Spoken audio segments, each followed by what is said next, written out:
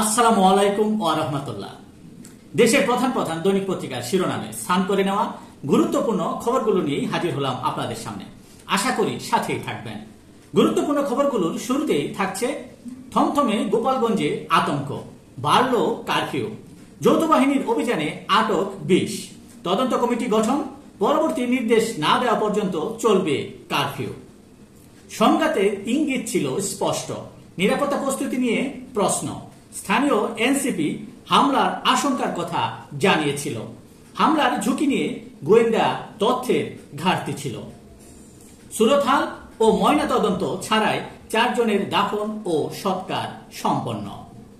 ঘটনা এত পরিমাণ হবে এ তথ্য ছিল না বলে জানিয়েছেন স্বরাষ্ট্র উপদেষ্টা। সেনাবাহিনী আত্মরক্ষার্থে বল প্রয়োগ করেছে, জনসাধারণকে ধৈর্য ধারণ ও সহযোগিতার আহ্বান আইএসপিআর এর।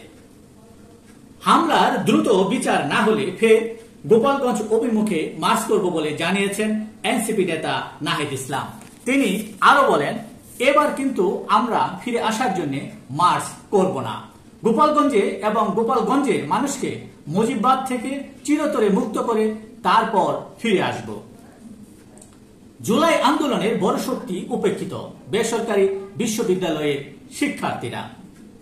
বছর ঘুরলেও আনুষ্ঠানিক স্বীকৃতি না পাওয়ার হতাশা। 18 জুলাইকে বেসরকারি বিশ্ববিদ্যালয় প্রতিরোধ দিবসের স্বীকৃতির দাবি তাদের। নির্বাচন নিয়ে ফের সংশয় উৎকণ্ঠা বিএনপির। সাম্প্রতিক ঘটনায় বিএনপি পর্যবেক্ষণ। নির্বাচন ঠেকাতে ষড়যন্ত্র হচ্ছে। একটি মহল দেখাতে চায় দেশে নির্বাচনের পরিবেশ নেই বলে মন্তব্য করেছেন বিএনপি নেতা সালাউদ্দিন আহমেদ।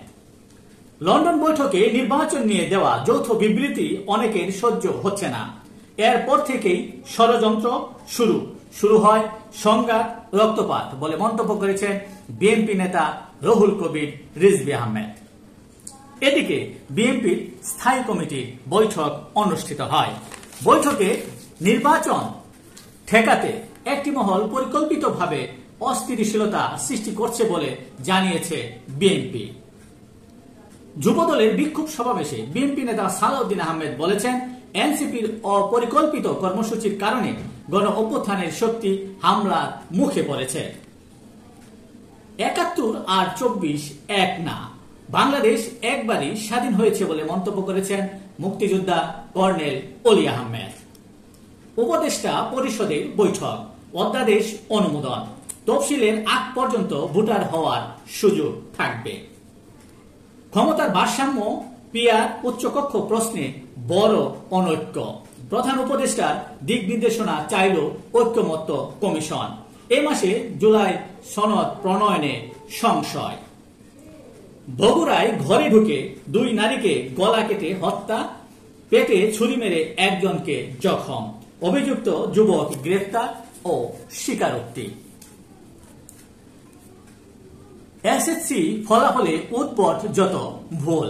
ঠাকুরগাঁয়ে এক বিষয়ে পরীক্ষা দিয়ে ফেল 3 বিষয়ের 25 জন।